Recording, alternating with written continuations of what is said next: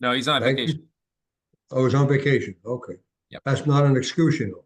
You I can know. still attend these You're meetings. down in Florida, so. I'll yell at him. Oh, yeah, do that. Yeah, please. Thank you. Yeah, I'm sure he'll appreciate that very much. All right, so Justin's on vacation, so that's a no. Okay, Chris DeSilva. I'm here. All right, Greg, I'm you're still here. I know you are. Mary, Yes. Alexis, I did not see her join. Brian. I know Brian's here. I saw him. Talk to him. I'm here. Okay, Mike Stevens, Yes. Karen. Karen on?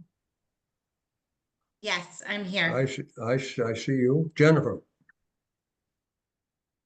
Here. He's like, I got you. Wayne. Yep, I'm here. All right, and I guess I'm here too. Anthony. Anthony Madey here? No. Matthew Johan. Matt here? He Here. is. Yep. Nick. I didn't see Nick yet. Ken Newhouser. Is Ken here? Don't see him. Josh. I don't see Josh. Wow. Well, I'll keep going down anyway, even the non-voting members. Charles Cabron. Charles on? I don't see him. He will not be on tonight. All right, yeah, I knew he was out. Tony is here. Katie Moore, did Katie join? No.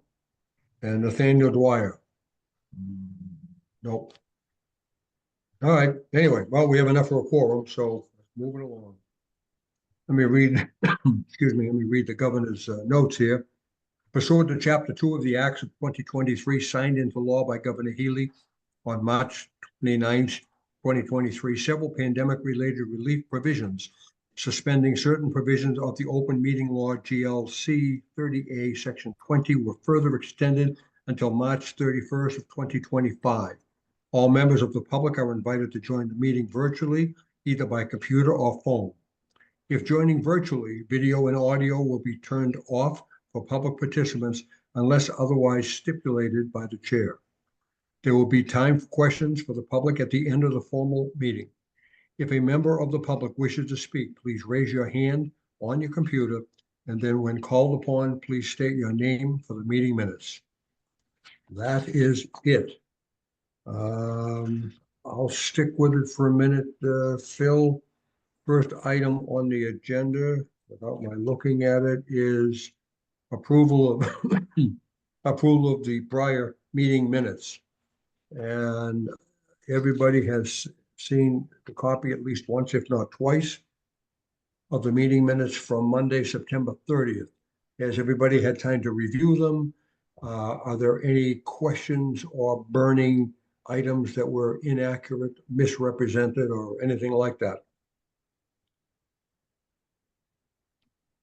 I don't hear anybody screaming. Would somebody move, please, to approve these minutes? Yep, I can make that motion to approve the meeting minutes of September 30th of 2024. Thank you, Marius. Who was that? Mike here, seconded. Okay, Mike, thank you. Again, by a roll call. Justin's not here. Chris DeSilva. Yes, yes. Thank you. Greg. Yes. Mary. Yes. Alexis is not here yet, I don't think. Brian. Yes. Mike Stevens. So, yes. Thank you. Karen. Yes. Jennifer. yes. Wayne. Yes. I'm a yes. Mark is out. Anthony is not on yet, I don't think. Matthew. Yes. Is Nick on yet? Did Nick join? Yes, I am, and yes, I do. Oh, very, very nice. Thank you. Is Ken Newhouser on yet? I don't see his name. Josh, I didn't see join. And that's it for voting members. Minutes are approved. Bill, I'll turn it over to you. Great. Thanks, Sharon. Thanks, guys. So Colliers has a new team member for the project, Stevens Pierre Toussaint, who's on the meeting tonight. He's going to be our construction rep on the project. So he'll be on the job site Monday through Friday, He started today and he'll be on the job site Monday through Friday through the duration of the early site package. And then once the main building project starts for that process as well. Brian and Karen, I'll send you his contact info and I'll make sure we get him over to introduce himself to you guys.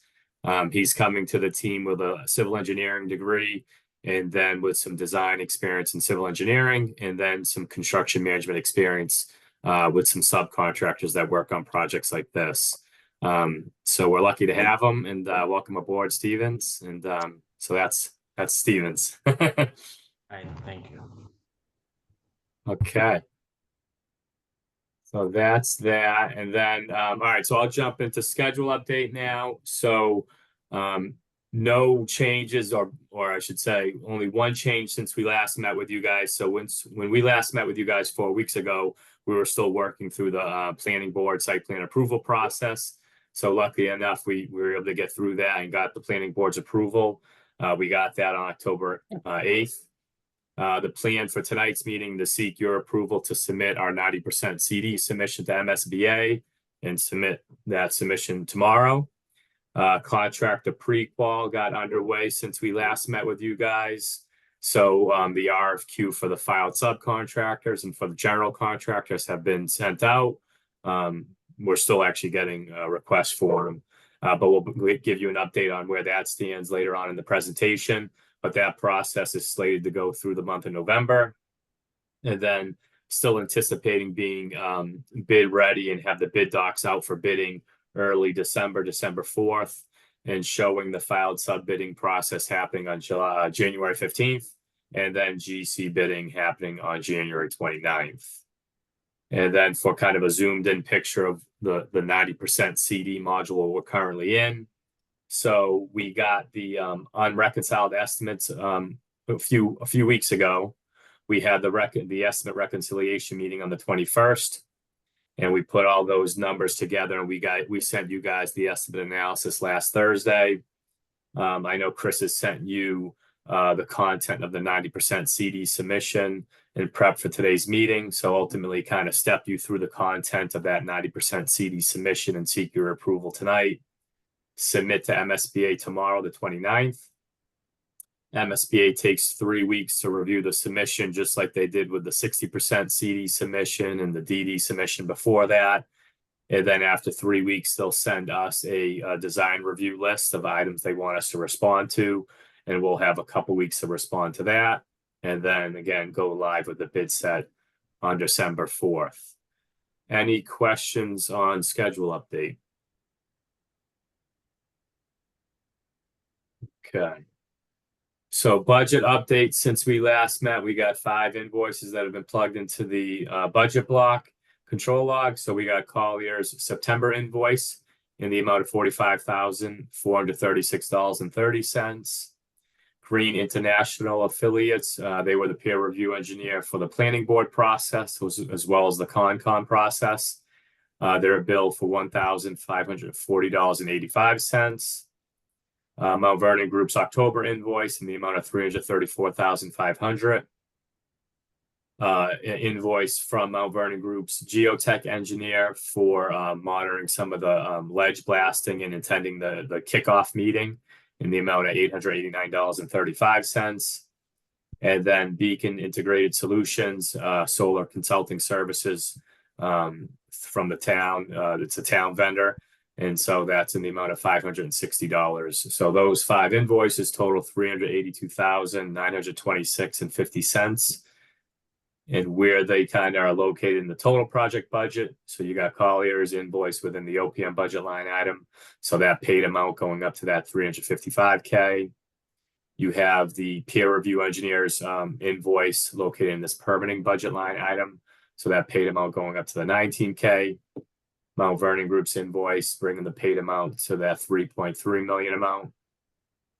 Other A&E costs, that's the geotech, the other A&E cost is the Beacon Integrated Solution invoice, bringing that paid amount to the $32.7K.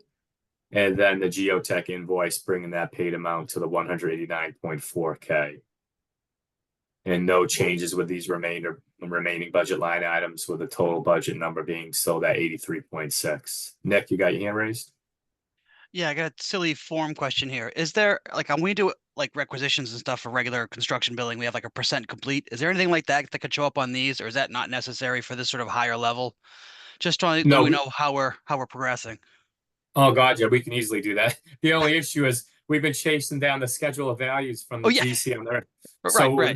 they've done work now. I've been scratching my head for about, I don't know, 2 months, and they've yet to get us a schedule of values, let alone their first bill. Yeah. So Okay. we've been yeah. So the reason why we haven't presented any actual GC pay apps is because we haven't even got them yet. But yes, once we do, we'll provide all that data to you guys, and that's how we'll do that one.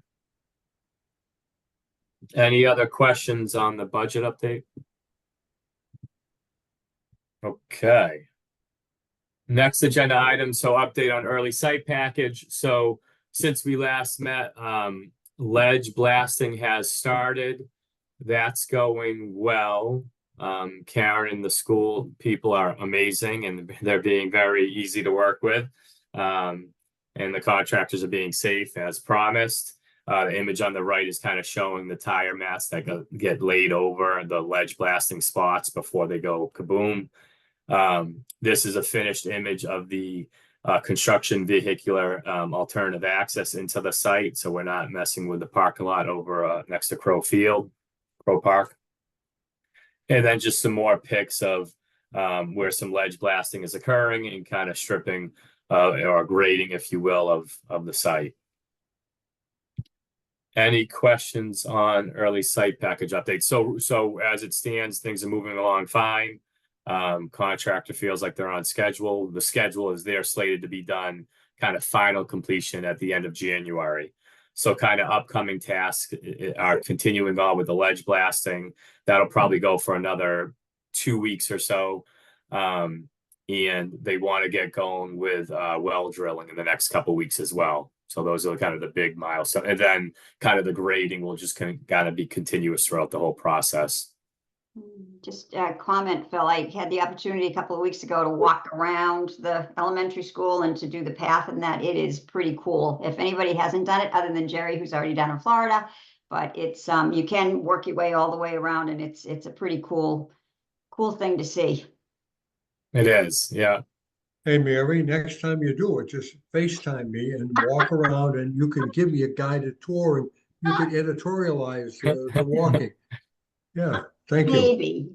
I don't know. Yeah, okay, thanks. On that subject, if I may ask a quick question, are there time-lapse films being made of this construction project? Well, so they have a drone that periodically runs.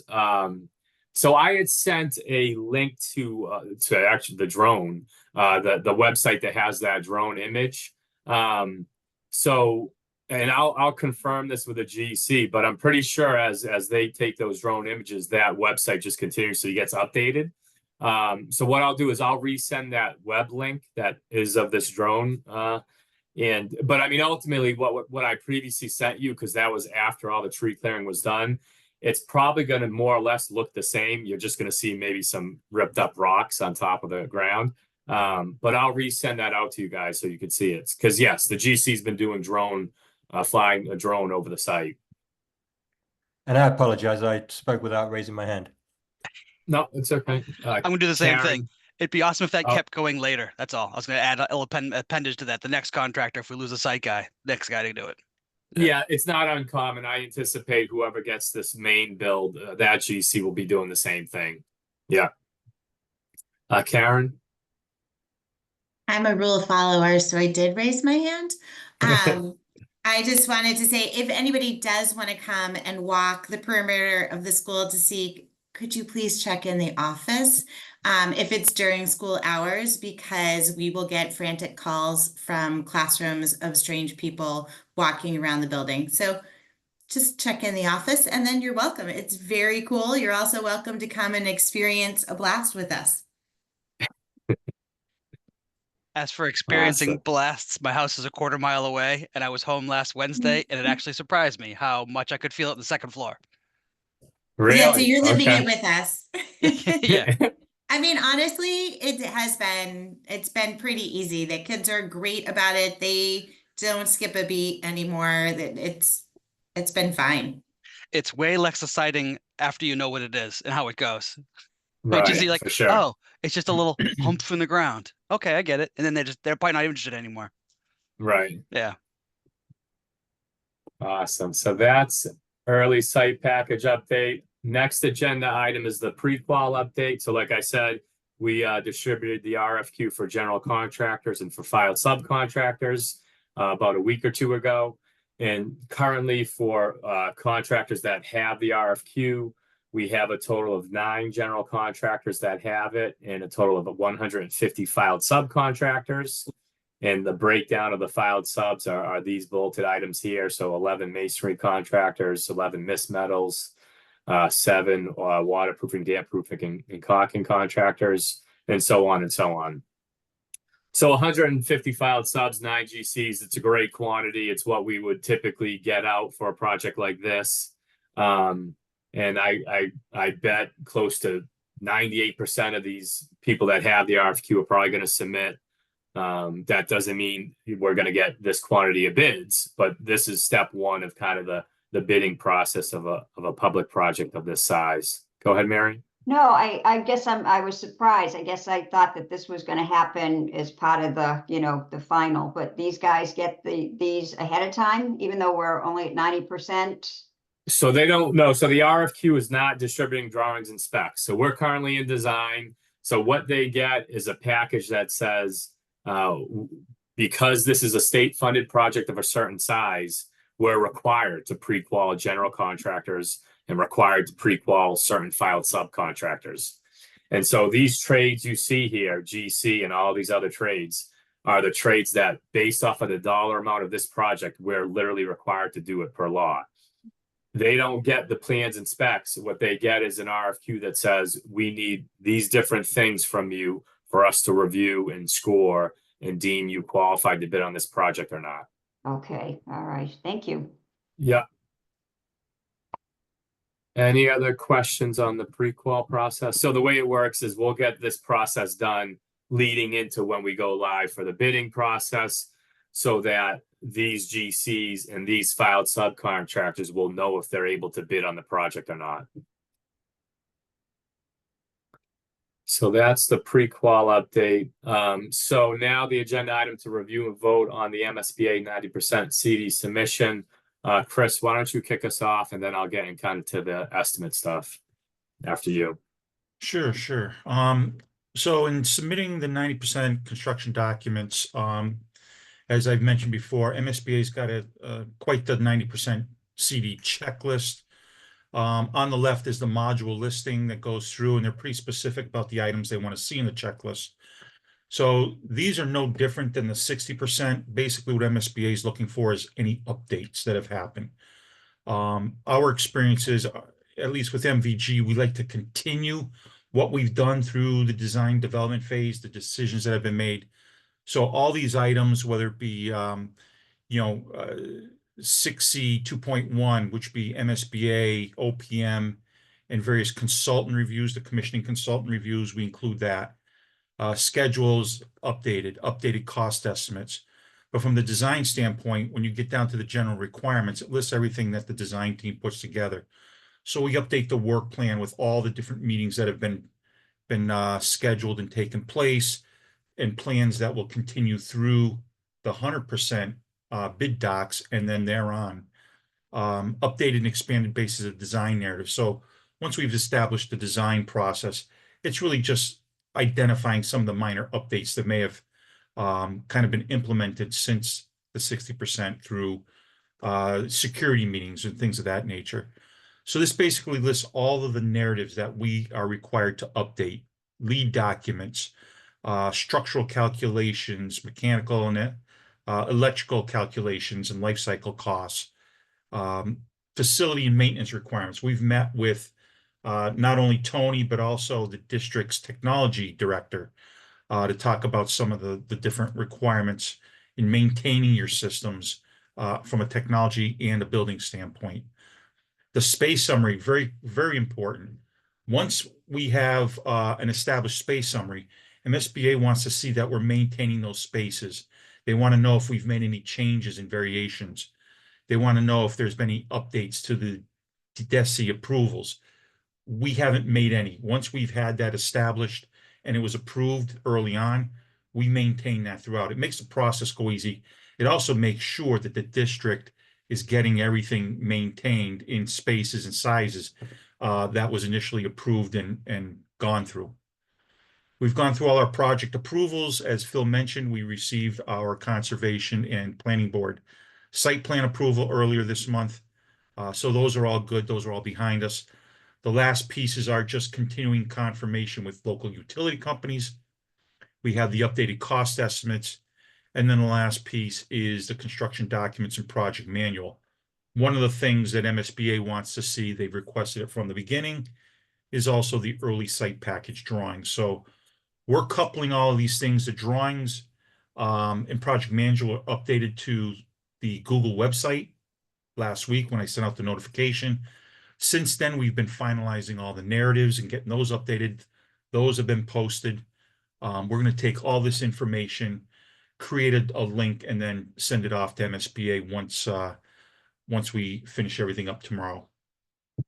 Thanks, So Chris. this is the complete submission. And I'm going to roll into the data within the cost estimate analysis that we sent you guys on Thursday. So this is the same kind of layout estimate analysis wise that we have sent to you guys on the previous cost estimates we've done. So the 60% CD cost estimate, the DD cost estimate, and so on. So the process, like we've said before, the design team gets a progress set done. We get it off to the two estimators. They do a unreconciled estimate, so a first pass estimate. So the numbers associated with those first pass estimates are within column A1 and B1. And then column C1 kind of indicates the deltas between each of those kind of line items between the two estimates.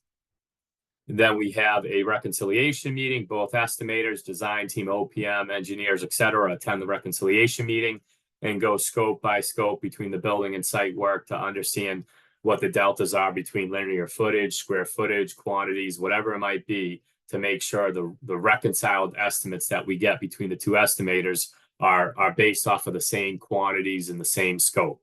They may still disagree on unit pricing and so on, and that happens every time, which is fine. But ultimately, we want to make sure at the end of the reconciliation meeting, the two estimators are basing their estimates off of the same project, if you will, and same scopes of work. So those numbers are column A and column B. Column C showing the deltas between those numbers. And then ultimately what we'd like to do is have the reconciled estimate and or the average between all these different scopes of work and the estimates associated with them. So on this page, you had all the building trades and finishing up the building trades and then the site work. And then you have your typical markups. So you got your typical kind of general contractor markups. You got your design contingency because we're not out to bid yet. There's still design work that needs to happen. So to kind of think in a conservative manner, you have the estimators continue to carry some type of contingency, some type of unknown of what might be missing from the documents so that they put an estimate together on. Your typical escalation, because as we know, as time goes, things get more expensive. Even though we're, call it only a month away from bidding, still want to kind of be somewhat conservative as it relates to that topic. So we got a number carried there. So we have a $66.9 million construction budget. So that includes the early site package as well. So between the early site package and what we get for bid results in January, we want that total to be within this $66.9 million construction budget. So this analysis includes the reconciled estimate for the main build, plus what we currently have contracted for the early site package. We got a reconciled estimate of $65.929 million, approximately $970K under our construction budget. So we're under budget. We feel like these are good estimates. We think these estimators have kind of really understood the scope of this project, honestly, since DD. And my hope, fingers crossed, is that these estimates play out to be actually conservative. And I'm hoping come bid time, we look even better than this. But so far so good. This is where we want to be. So it's all good news. Any questions on any of that? Mary? Yeah, just, so how do these two quotes, because there's an awful lot of work that has gone into these, relate to the final bid? Do the bidders get, like, especially Fennessy seems like they, I don't know, they're more, I mean, it was more really item by item, detailed. Do they get this information piecemeal so that it helps with the bidding, or is that a totally No. different? No, it's No, just for our contractor. Yeah, so the estimates are bidding off of the, the drawings and specs that contractors are going to produce a competitive bid offer. But no, the contractors, they review drawings and specs like these estimators do, and they'll hopefully sharpen their pencil to beat out the next electrician, the next HVAC contract, the next plumbing contract, the next GC, whatever it might be. So to go back to your first question of like how do these kind of link to the bidding? So generally speaking, these estimators don't want their estimate to be in line with the low bidder, because then they're a little too close for comfort, right? So generally speaking, these estimators want to be right around bidder 3. If there's 5 or 6 bidders, they want to be around bidder 3. Okay, Yeah. all right, because there were a couple of places like, oh, I forget, the second one, the Fogarty, they, for Yep. instance, I went in going through them, they, for instance, had like the radon mitigation piping, and the first one, Fennessy, did not. So there were like some pieces, somebody else had like 8 of one thing and 7 of the, so there were like some there were variations of price too, but I didn't look at that. But so that's why will we be able to then use the bid to come back and just kind of go through here and see if anything's missed? Or is that too Well, yeah, no, complicated? I mean, so I mean, what like a Colliers and Mount Vernon group might do to kind of have a lessons learned is once we get the GC schedule of values and or get the filed subbidding, yeah, we might compare the bids to these estimates to understand how off we were. We might do that, yeah, but like we're not gonna. I mean, ultimately, what these contractors bid on is what was in the drawings and specs at bid time. So, I mean, we're not, you know what I'm saying. So it's not going to be. We're not going to add scope to a contractor post the bid unless we execute a change order. At that point, it's just considered something missed in the drawings and specs. But yeah, I mean, it's not uncommon that after the estimate process, some miscellaneous things like you just spelled out are discovered. But we're not concerned that, we still got time once we get out the bid from now till then to tidy things up. The radon mitigation system is going to be something actually that Chris brings up later on in the presentation. Okay, all right. I'm especially sensitive to that, knowing how much ledge there is back there. But yeah, so that was perfect. All right. We'll talk about that. Okay. Mike, you're muted, Mike. There we go. Sorry about that part. Thank you. So this question is less about the actual construction than ramifications down the road. So now that the building maintenance requirements are perhaps becoming more clear, do we know yet whether or not the current staffing in the schools is sufficient in numbers and training to meet these requirements? Maybe it's too early to tell.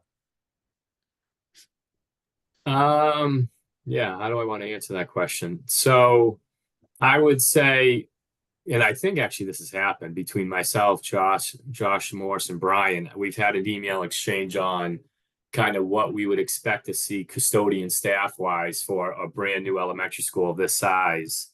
And I'd have to revisit that, Brian. I don't know if you recall, but so Mike, I wouldn't. So if the question's linked to like how many custodians should be staffed to maintain this new building, that's something that can be kind of talked about between kind of us and Brian and throw it out there. And if Maine and public schools is falling short, that can be figured out at this point. And then, if your question's related to, the cost of the filters for the rooftop, obviously that stuff is going to be, once we get approved submittals from the HVAC contractor, and understand what those filter requirements are going to be and stuff like that.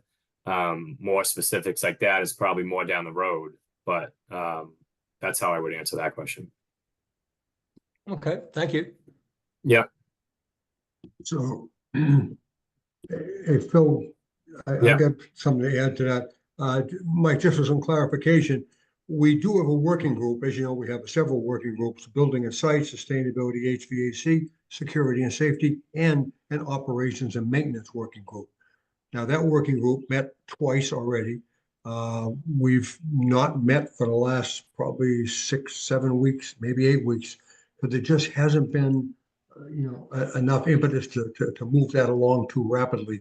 But now that we're getting to, getting ready to go out to construction for bidding and what have you, now we need to get serious. So Josh and I have had a couple of conversations, and to your point of staffing, with the newer schools, a lot of the work will be done by contractors because a lot of the work is so specialized. It isn't, you're not going to have the day-to-day custodian doing certain things. They may change filters, they may do some, but a lot of the work is going to be contract out. So we're going to be working those issues over the next 3 to 4 months, try to get some more clarification and figure out what we need for budgeting. So we've got some creative thoughts on that too, but I'll save that for today. That's a good point, Jerry. All right, thanks. Thank you. That's it. I'm done. Okay, I'm gonna go back to the PowerPoint. Any other questions on the submission, the 90% CD submission? Okay. If we could, I was slow, yeah. Just a quick budget related / documents related question. We have things in there like finishes, certain selections, brick. Are these things that we're still allowed to look at later? Or are we sort of like, when we hit 100%, are we done picking finishes and that's it? So I just want to know where we're at and who's looked at that stuff or who's blessed that stuff. Yeah, so in terms of building materials, what you go out to bid with, ideally, that's the material you stay with, but the color selection of that material, that could happen. Yeah, I mean, and Chris, you can want to talk to kind of the process, color selection process. Sure. So, Nick, what we have in the documents, and I noticed I got your comments. Thank you. We'll send out a response. But with color selection, so the materials are all selected, right? We know what the finishes are going to be: floor, wall, ceiling, et cetera, throughout. That's been kind of discussed as we've gone along during a number of meetings, presentations, and that's what now MSBA is expecting in the documents. With regards to the colors, so Susan Taylor, our interior designer, has met with Karen to start the discussion of what's the color scheme for the elementary school, right? Light colors, motivated, age appropriate, not too bright, not too dark type of thing, just to get that scheme going. So that's very typical. She plans on meeting again with Karen to kind of dive a little bit further into it. What we typically would do is, once we've gone through that with Karen, her staff, Brian, as to, okay, this is the scheme, this is the base color, some of the accent choices, we would put something together and then bring it to this committee for review, comment, just to share with you, say, hey, this is, they like the pastels, this is, the elementary school theme color and accents, and we're going to do this in different wings to identify the classroom wings, things of that area, right? The public areas. If the committee itself would like to have a member sit in on those, by all means. But what we typically do is sit with the district, day-to-day operations, all that, how they see it playing out, then present that to the committee as a whole, similar to kind of what we did with the exterior elevations. We did a number of iterations, a couple of different schemes, presented it to this group, and this group eventually said, yeah, this is the scheme I want to go with. So now what's going to happen is, during the submittal process, right, Susan has bought a couple of, let's say, field colors, and then a number of accent colors. We don't know the specifics, whether it's going to be a blue, red, gray, whatever, but we own the different colors in general. So a contractor can't come back and say, well, I thought the building was all going to be beige on all the walls. You didn't tell me there was an accent, right? Right. So we'll get to that point. Yeah. We I was share that. specifically thinking of some of the actual pattern stuff like walls, cafetorium, gym. Mhm. There's like some swoops and stuff. And I'm like, I don't know where that came from. And I just want to make sure it wasn't going to surprise anybody.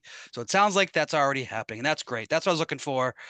That and final brick selection, like just that making sure we see these 4 colors together as a little assembly from whatever it is that's in the spec. I actually didn't even go into the specs this time. I was just looking at your front rendering and how like the front image looks like we got exactly what we're talking about, and the back one just hadn't caught up yet. And I get that.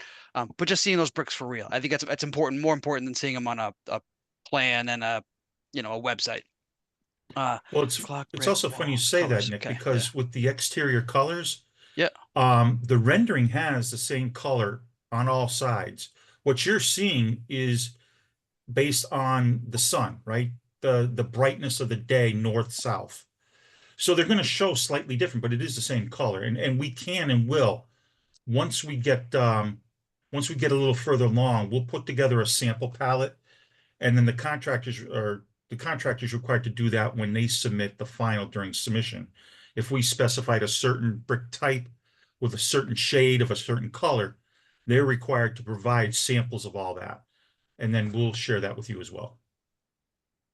Okay. No way is A402 the same color as A401, though. I'm just going to say that. I'll take a look. It should be. Cool. Mary? Yeah, just quick. So, and I guess I didn't look at this if we already did it, but has the outside facade colors been finalized yet? And who's going to make that, or is that part and parcel of the conversation that we just had, Chris? That it'll also include the outside.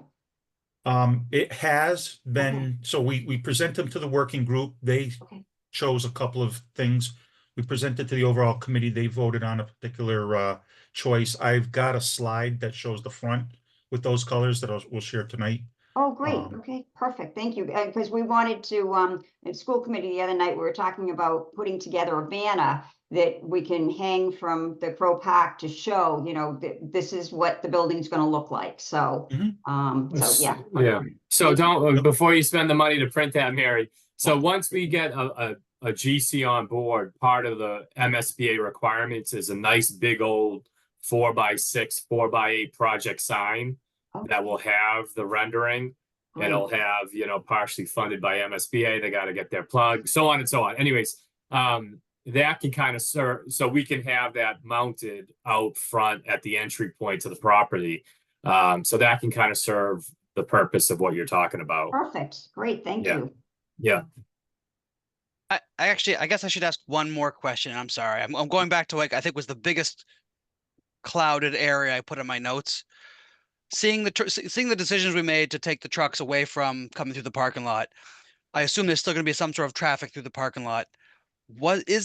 Did we ever include any kind of refurbishment of the Crow Park parking lot as part of our scope after we truck over it for a while?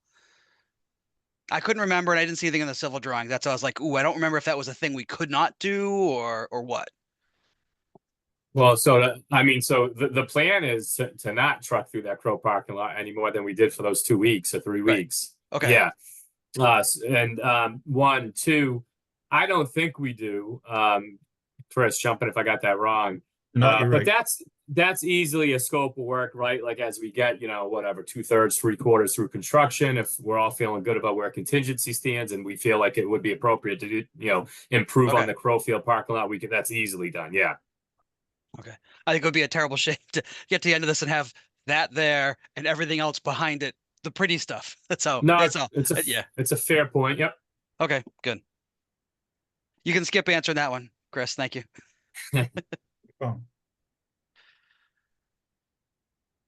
So Phil, are we ready for a vote, for a motion and a vote? We're ready. All right, could I get a motion from somebody for a vote on submission of the MSBA 90% construction documents? I would so move that to as drawn and as I guess we have this table of contents to go with it, the submission documents, 90% as is, with no other comments. I would make that motion as somebody who looked at the drawings a lot. Yes, thank you. Would there be a second? Second. Seconded. Thank you, Ken, thank you. So Nick and Ken. All right, via roll call. For approval of the motion on submission of the 90% construction docs. Justin's not here. Krista Silva, Yes. Greg, Yes. Mary,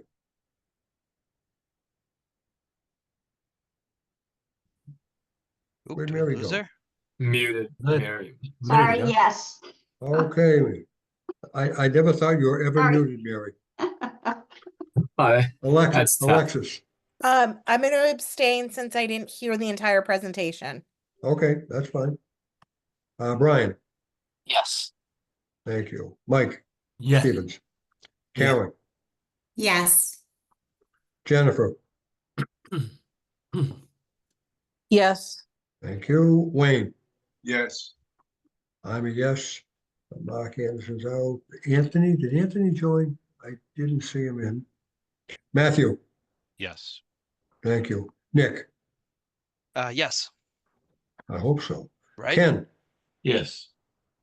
thank you. Josh did not join. And that's it for voting members. Submission passes. Perfect. Excellent. Thank you, guys. Thank you. Okay, next agenda item, review and vote on MVG ad service proposal for structural engineering services for the PV canopy foundation and retaining wall. So, as you all know, we have a PV canopy going above this parking lot. Picture a gable style PV canopy. So PV panels on both kind of gable sides of the roof, if you will. So both sides of this structure need columns, structural columns. So the initial intent for the structural engineering of this PV canopy was going to be linked to the vendor that is ultimately designing, structurally engineering the PV canopy. And we already presented that proposal to you guys at this point, maybe a few building committee meetings ago. And since then, they've had some coordination meetings with the site designer, MVG, and the structural engineer, and so on and so on. The process is ongoing. But all along, we knew we had to keep our eyes on this side, the red clouded side here, because this location is where the grade drops. So we always had a retaining wall along this location. And we knew that the start of the retaining wall, if you will, to where the columns need to be for the PV canopy was always like really close. And so we weren't sure if we were going to successfully be able to do your typical column pier footing structure, if you will, for the columns. That was the initial thought, and that's kind of where we went with it. As design further advanced, come to find out it's just too close to do the structural pier foundations for these isolated columns, as well as have the block retaining wall. That was the initial intent with the retaining wall, because it has a geogrid backing system, and you can't have those things conflicting with each other. So the change of plan, and hence this proposal, is to have MVG's actual structural engineer design a reinforced poured-in-place concrete retaining wall here that is also going to serve as the foundation for these columns of the PV canopy. So that is a structural engineering scope that this PV vendor can't take on, doesn't want to touch, the whole thing. So this proposal is from MVG structural engineer to do the engineering part of it, as well as to review shop drawings once we're in construction and kind of at that point in the process. We had a back and forth with MVG on this scope. We think it makes sense. It's appropriate. Cost is fair. Hence why we're presenting it to you all tonight. We'll just quickly show you where. So this budget block, other AE costs, we've been carrying $100K in it. This is the same budget category that we kind of pulled Beacon integrated scope out of. the additional scopes from civil and landscape for that playground move and so on and so on. So the idea would be this proposal and the amount of $4,950 would be pulled out of this 100K budget category. And once that happens, there's another $8,010 remaining in it. So the budget's there to do it, and no, we're not concerned that we're essentially up to this 100K. It's all good. There's budget there and the other soft cost categories that if need to pull from, it can happen. So we don't have a concern budget wise on this scope. So with that, Chris, you want to add anything? Anything I missed or anything? Just Phil, that one of the reasons, so we looked at a couple things. If we didn't do the concrete retaining wall, which as Phil said, the solar canopy designer would not do, he's still doing the footings and pier design for all the other footings, but because this is an integrated wall, it's above and beyond his expertise. His only other solution would be to move those piers inbound towards the building, which means now they're in the parking area. They're going to be potential, hazard for cars hitting them or plowing around them. So this really made the most sense. This wall at its highest point is about 13 feet in height, and that's just something that the canopy designer isn't capable of designing. So while he's still doing footing and pier design for the other column supports, we needed our structural to do this as a separate entity. Any questions on any of that? Go ahead, Nick. Is there any peer review required on this? Is that like something that's going to affect Berg stuff, or is that only the building? No, Only that's the strictly building. the building design. Okay. Second question. Has the canopy engineer, solar guys, been providing real loads to us? Is this guy building to what he thinks is coming down for the columns? We have all the loads. Those have been forwarded to Nice. our engineer. They got all that information prior to even giving us a price. We wanted to make sure that everything was laid out, determined before we got the pricing for the wall design. Excellent. Last question is, can we see this thing from anywhere we're worried about? Do we need to worry about how the face of this wall looks? Do we have to pay to cover it or make it look nice? So in our specifications, Nick, we always require that the wall finish be a quality wall finish, right? Smooth, free of voids, honeycombing, everything else. And then the other thing we did, as part of our additional tree requirement that planning board want us to do, we are going to be planting some large pines along this wall on the lower side to help screen it. 6, 7, 8. I see that now. I see 9 of them. Yes. We can do that in that landscape in the wetlands buffer, or at least a little bit of it? Yeah. Okay. All right. Yep. It's all been shared with planning and Concom. Ken? Thanks, Phil. Yeah. Just a question about planting pines there. It looks like that would be on the south side of the canopy. Mm-hmm. And then we would expect those, if they grow more than 20, 30 feet, they would then be shading the canopy. That's exactly what I was thinking. Yeah. So Chris, you may want to connect with. Can we go with dogwoods or something Yeah, else? so we'll connect, and you're actually, Ken, you're absolutely right. We can alter what's actually going there to be low growth, easily maintained. Yeah. Okay. We do have the advantage of being 13 feet lower to help us to start. Yeah, and typically they're like 6 to 8 feet to start. So we'll connect with landscape, make sure we have the appropriate selections for that area. So are those wall details in this set now? No, right? They It's are just not. laid out and planned. Okay. Not, Okay. not I yet, just went digging no. around for them. I was like, I don't see that, but yeah, I get it. Okay. Yeah, what you'll see now is that block system. Okay. Just making sure I didn't miss something that was big like that. Yeah. Now I feel a little better. Matt? Do we have a feel how much the cost of this new approach to this design will compare to what was costed in the estimate we have? Is it more expensive? I mean, the $5,000 for the design fee is nothing in my opinion, but you know, is there an impact on this is a more complex installation, the construction of it or so on?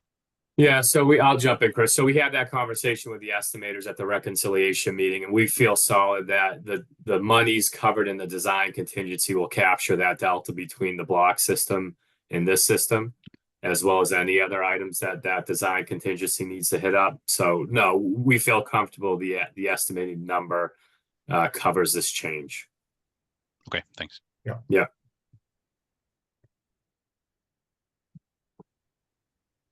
No other questions? I don't see any hands up. If somebody would, and the motion is already down here, if somebody would move to the motion that's on the screen now, motion to approve MVG's ad service proposal for PV Canopy Foundation at retaining wall as presented. Would somebody move that? And then would somebody also second that motion? So moved. Thank you, Miss. I will second. This is Nick. All right, Nick, thank you. Thank you. And thank you, Mike. Okay, by a roll call, bear with me. Justin, Krista Silva, Yes. Greg, Yes. Mary, Yes. Alexis, Yes. Brian, Yes. Mike Stevens, Yes. Karen, Yes. Jennifer, Yes. Wayne. Yes. I'm a yes. Mark is out. Anthony did not join. Matthew, Yes. Nick, Yes. Ken, provided we put dogwoods. Yes, Thank you. thanks for the condition. Oh, entirely welcome. It's approved. We're good to go. Thank you, guys. Excellent. Okay, next agenda item, proprietary items. Chris, you want to step them through this? Sure. So in meeting with Tony and the district's IT director, right, both facilities and IT, one of the things we've discussed with them is the need for any proprietary items. So proprietary items would be items that we would make standard in the spec. There would be no equals. And typically the reason behind that is, for consistency within the district as a standard, connectivity, et cetera, right? To go along with the systems that are currently in place. And a majority of these are IT related. So I'll just walk you through them. The first one was the Aruba network switches for compatibility and making the network seamless between the three schools. They currently are using Aruba network switches in the other two buildings, so that seemed to be a no-brainer. The other were Extreme Networks Aerohive wireless access points, so the WAPs for wireless connectivity within the building. Once again, the district is using Extreme, so the ability to call one vendor, one service contract, et cetera, for these types of items makes a lot of sense. And these are things that are pretty standard in most projects, right? Districts have specific network requirements, wireless requirements, et cetera. The third was the Avigilon security and camera system to be integrated with the remaining school systems. The school uses Avigilon now, and that makes sense. Avigilon is one of the primary providers for a lot of the schools that get built. So it makes sense to do that also for the consistency and standards. And Quick then the question next, on Avigilon. Have they been Yes. included in the spec so far? I've had to do this for my own company, and they cost significantly more than what other vendors were base bidding. So I'm just curious if Vigilon might be another place we lose a little bit of our contingency so far. well, Nick, contingency, I don't think so, but if they want to be competitive as a proprietary, it's going to be equal across the board. Everybody's going to have to bid it. Okay. We find that other systems, if they're a little bit less expensive, they usually are less, they have less features and connectivity with existing systems. Yeah, I'm not looking to make a change. I just didn't know if we Yep. had a Vigilon as one of the items and we're saying, no, it's going to be that item. Yes. It might affect the estimate is all I'm trying to get at. Yeah, no, we should be Okay. good. The fourth one was access control. So that's currently the access control system that the Fowler and high school have. It's a fob fob operated system instead of like a card reader. So talked with Brian, Colleen, and Tony as well about the access control system.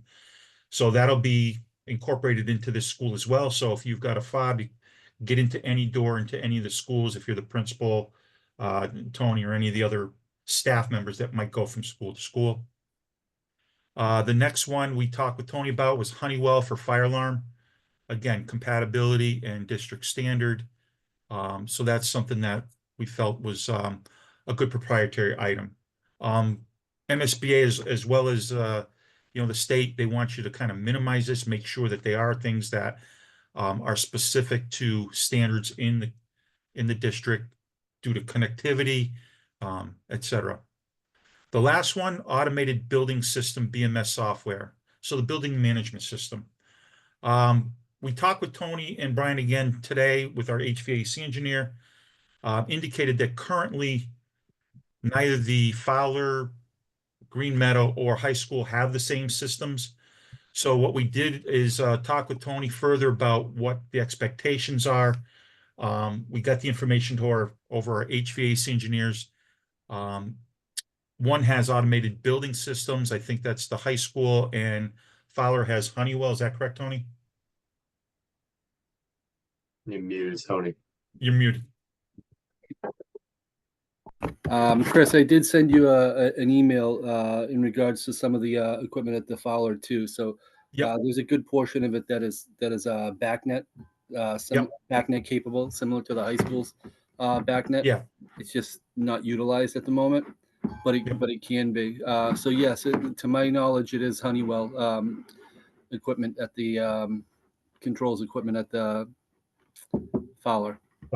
Okay. Yeah. So I forwarded that over to our HVAC engineers. Tony, appreciate that. Any system we get will have BACnet capability, which means, the vendors can get in, communicate with the different systems, et cetera. So I bring this to you currently because we're still talking with Tony. Once we get some information from our HVAC engineer this week, we'll finalize that. This may be or may not be a proprietary item, but we'll know better by the end of the week. Want to include it as part of the vote because this does have to be voted on, and then we'll have to prepare the paperwork. I believe, if I'm wrong, Phil, it also gets voted on by the school committee, or would it be the select board? Yeah, no, I wouldn't. We just got to make sure we have the appropriate procurement language in the specs. Yeah. Okay. So yeah. All right. So that's basically the proprietary items that we're looking to do. Any questions on any of those?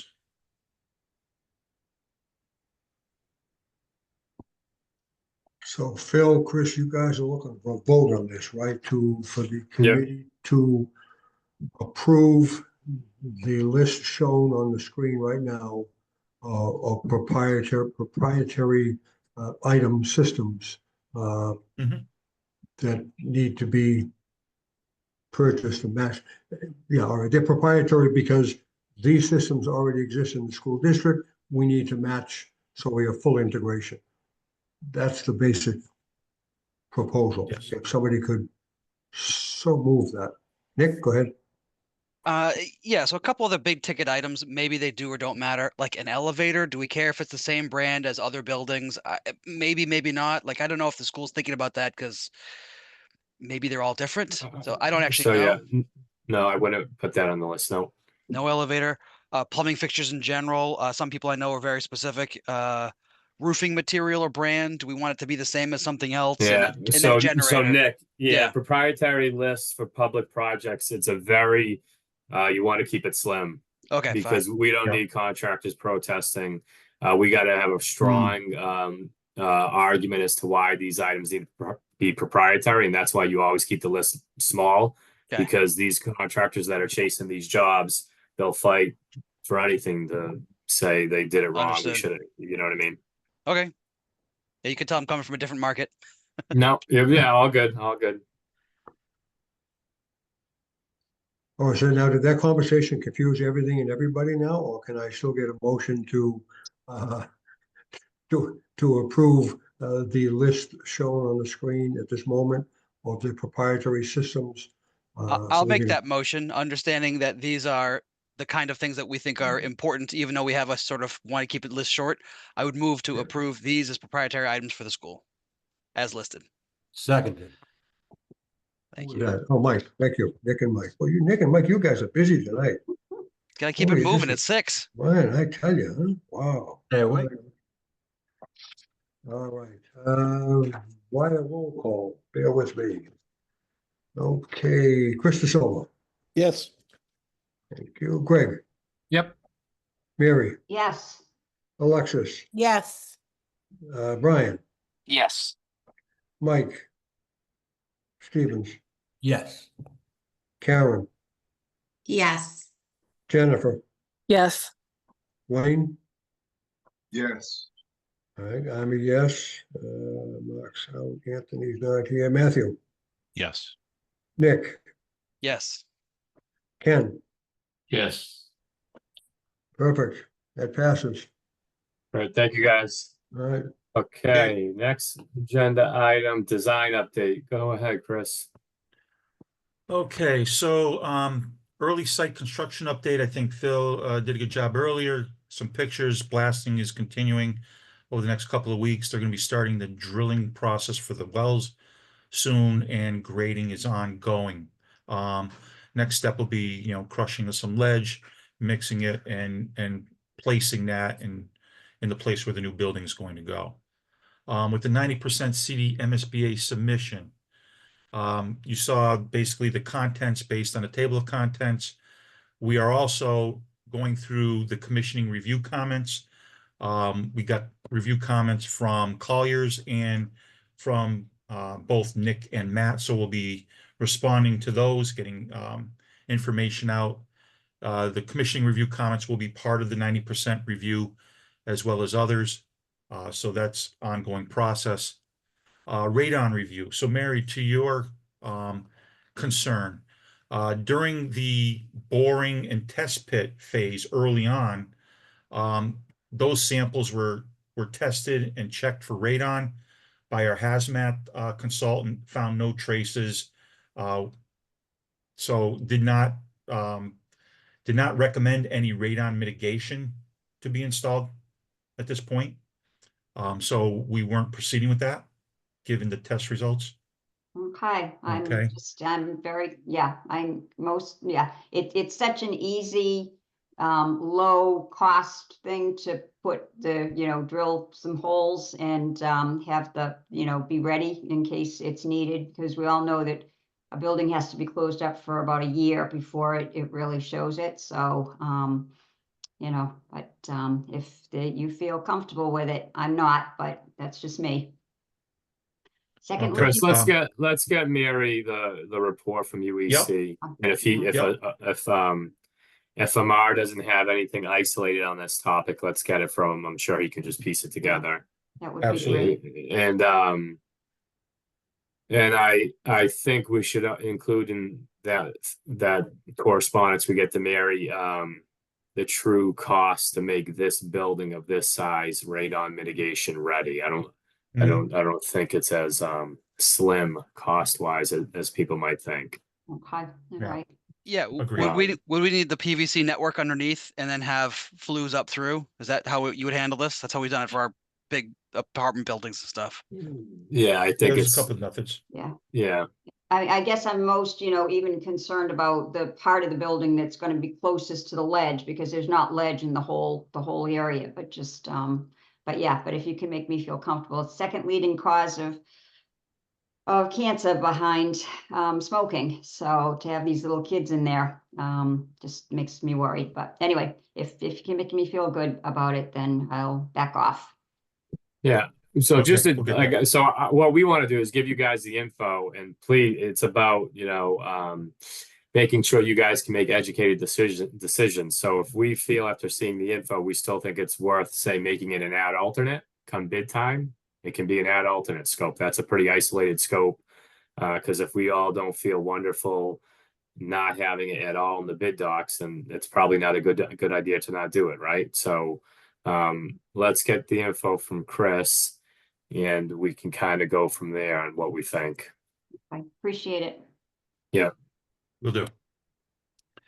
Okay, so next is part of the 90% MSBA submission. We've already talked about proprietary items. So now that that's included, we'll be including that information in our specifications, in our front end, and making sure that the appropriate bidders have that. Our next steps, completing the 100% bid documents over the next month or 5 weeks or so. We are continuing with our coordination between consultants, clash detection, everything that goes along with it. Printing out documents and going through the check review as Nick, Matt, and others have done. Looking at each drawing, making sure that, you know, details and everything are coordinated, the information's there and well documented.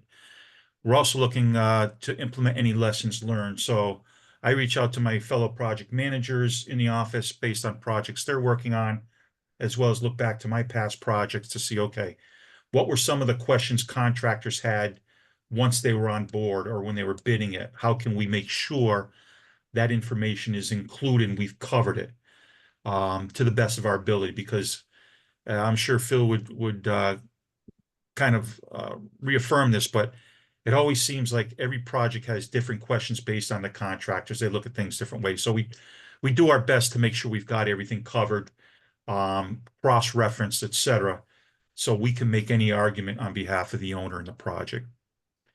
And as Phil mentioned, our pre-qualification process, you know, that's ongoing now. We'll start looking at all of the submissions in the next couple of weeks to make sure we have everything we need and those contractors have been qualified. As Phil had mentioned early on, you know, quite frankly, it's very difficult, if at all, that people are not qualified because they usually abide by all the requirements with, you know, projects of similar scope and size.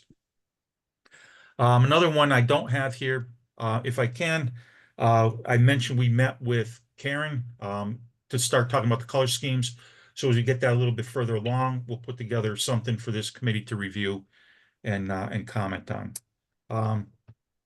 We have met with Select, and we're going to continue to do that, coordinate the canopy with the electrical.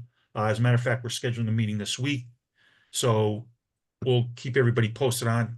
So once the construction is underway at some point, we are also going to put in our documents, the owner has the right to bring in their contractor and coordinate with the GC. So when we get further enough along, the canopy's up, the conduit's in, and we're ready, Select can come in, or whoever the town's vendor is, and start their solar. So when we start school, all these systems will hopefully be up and running and coordinated. Some of the other things I've got to share with you tonight is I just took a couple of quick drawings, insert them just to show you the level of detail and things that are going on.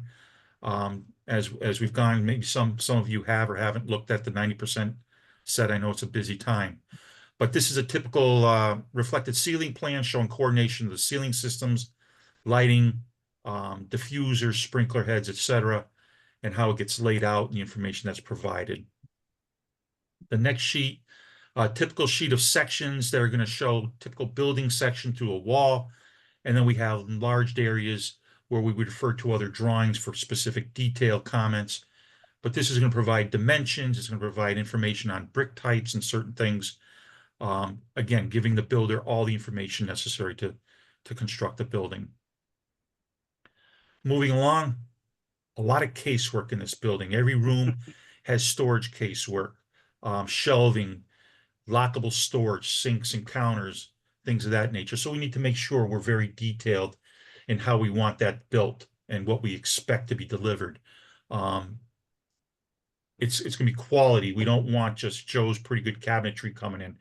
So we provide them with very specific information to bid and provide. And I think lastly is that rendering of the front showing the colors. So this is the latest and greatest of the front. We're continuing to update that. What I can do is share with everyone the latest floor plans and renderings just for your review and whatnot. Just as, and Mary, if you want to have them share with the school committee, for example, we can get that available to you. Any questions on what we've got coming up over the next couple of weeks, months? Ken? Yeah, thanks, Chris. So I know you're charging ahead. You have 3 weeks of MSBA review and you're in parallel bringing things up, and then you have 2 weeks to turn around and put together the 100% CDs. So there's, I think, limited time for MVG to ask questions of this committee or other stakeholders. So do we, is there any of that built into the process for the next 5 weeks? Well, Ken, we can have another working group or two meeting if you want, for additional questions and input. Based on the last couple, the information seems to have been consistent in what was asked and presented, but we can certainly do that. I have no issues with getting another working group meeting for the building and site or the sustainability and mechanical systems. If you'd like to get that going, I'll schedule one. That's not a problem. At this point, it's more of the detailing and coordination that goes in, right? The systems have been selected, the finishes, the layout, and it's just all the detailing and coordination. With MSBA doing their review, they're going to go through their checklist, make sure all the information was provided, that we've addressed their previous comments. I'm very hopeful that their review comments will be similar to the 60%, which were, quite frankly, very minimal as a whole. They didn't have much, if anything, on the narratives. They had a couple questions about just some, one section or two didn't have 3 equals in the spec, but that's pretty standard. We were still developing. So when we get those, we'll have a couple weeks to implement their comments. But like I said, I'm hopeful that they're going to be very, very minimal at this point. But we can schedule a working group meeting if you feel necessary. There may be questions that come up from people that have looked at the drawings from Sure. Nick's questions, and Mary brought up today the question about radon pre-mitigation. That's probably something we should talk about before it goes out to bid and we're locked into a particular path. Want to try to avoid changeovers to the extent that we can. Absolutely. Absolutely. What I'll do, Ken, is I'll get the information, the report, we'll get that out, and then we'll schedule a meeting maybe in the next week or two. All right. So Chris, that's Anything going to else? be a working group, building site working group meeting, correct? Well, it will, I think. Jerry. So building site and we'll talk about the mechanical systems And associated. because, sustainability, HVAC, yeah, okay. radon mitigation is going to be part of the mechanical systems. Yep, a lot of the same players along both committees, okay. Yes. Anything else? Phil, do you have anything? Oh, go ahead, I'm sorry. Anything else, Phil or Chris? Yeah. No, well, I mean, I think that's it for us. What I was going to say, kind of moving over to new/other business, we're looking ahead and we're seeing concerns about the lead time to switchgear, electrical switchgear. So Yeah. behind the scenes, Colliers and the design team have been coordinating on putting together a request for bids to switchgear suppliers. And essentially do a pre-purchase on the switchgear. And the way it would work out is we would put that together, solicit bids, get bids, have MVG's electrical engineer review those bids and kind of recommend going with the low, fair, and responsible bidder. And then we would present that number to you guys. The idea is that procurement would be provided to the low responsible electrical contractor to carry that switchgear in their contract amount. But us getting the process going ASAP is cutting on the months that it would take to get the electrical bidder to put their shop drawing and submittals together, get the electrical engineer to review them, get it approved, get the electrical contractor to get a hold of some, you know what I mean? So we would be beating up on, I don't know, 3 months or so at least. And each month is important as it relates to the switchgear. We're seeing lead times up to almost a year and a half. So that's an item I wanted to kind of bring up to you guys to let you know that's happening in the background. That's excellent, Phil, because you're Yeah. right, the lead time in electrical gear is brutally long. And you don't want to Yeah. be sitting there thinking, okay, we're ready to go, but we have no switch gear. Right, right. Yeah, you can't do that. Yeah, So electrical tape and spice kits don't quite do it. No. So we had next meeting date here. So we're showing TBD if needed before February 3rd. So the February 3rd date is, when we would meet, or when we plan on meeting with you all to review the GC bid results. But based off of conversations at today's meeting, we should have one. And I'm thinking kind of keep with the consistent 4 weeks. So 4 weeks from today is November 25th. I don't know if that works for folks. So we could do November 25th, and then barring any complications as a result of that meeting and the status of things, then the next one after that might be February 3rd. Yeah, my gut tells me based off of how this switchgear procurement's going to go, there might be an in-between to get your vote of approval on the results of that switchgear pre-purchase. But for right now, November 25th is the next safe or appropriate date. And that's Thanksgiving week, correct? Yes. I mean, so if that's tough for folks, I know in terms of the radon mitigation system, like I'm sure we can have stuff ready for the week prior to that, which is Monday the 18th. So either Monday, November 18th or Monday, November 25th. And it seems that the 25th, that really doesn't give MPG any time to react.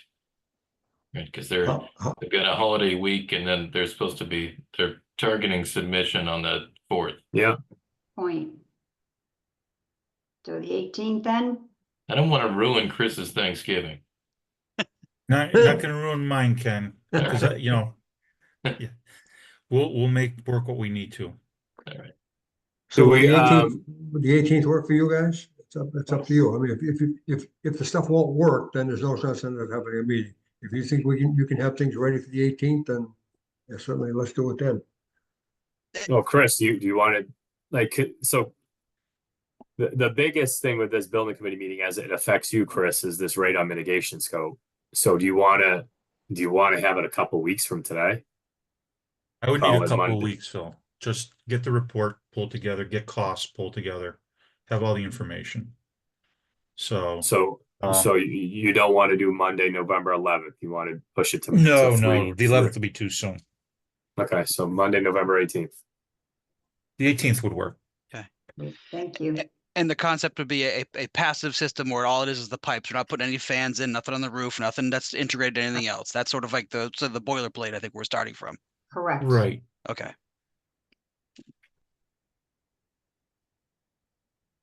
And you've got your hand up? Yeah, Jared, thanks. Also thinking that on the 18th would be a good time to have a summary of the mixed questions and the responses to it. And just so what we're looking at basically is what is being built, right? Because this is the last view we get of things before it goes out to bid. So I think we should see that mixed questions are answered, see what the update is on all of Josh's questions.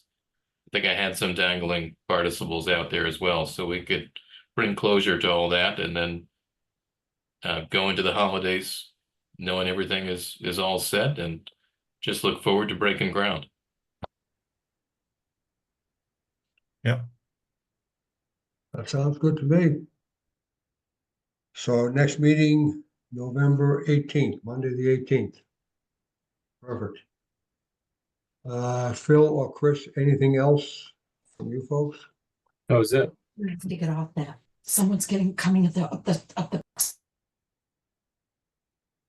Okay. If there is nothing else, then I would certainly entertain a motion to adjourn, if somebody would willing to do that, or we can stay here and keep talking. Fine with me. I'll make that motion. Thank you, Mary. Who seconded that? Was that Wayne? Yep. Oh, boy, Wayne, thank you. Let's see, Krista Silva, Yes. Greg. I assume Greg wants to leave. Maybe Greg already left. Yeah, Greg had to leave. Yeah. Okay, all right. Mary, Yes. Alexis, Yes. C, Brian, Yes. Mike Stevens, Yes. Karen Lindquist, Yes. Jennifer, Yes. Wayne. Would be a yes, I assume. Yes. All right. I'm a yes. Alex out, Anthony's out. Matthew, Yes. Nick, Yes. Ken. Yes. Is Tony still on? Tony Sabad? I assume you want to adjourn? He's muted. Well, he heard me. I think he wants to adjourn anyway. Yes, I had a hard time moving the mouse over there. Yes. Okay, yeah, it's a tough, heavy mouse. I know that. All right, that's it, folks. Good meeting tonight. Thank you very much. Thank you for the vote. Good discussion. Great questions. Have a great night and enjoy Halloween next week too.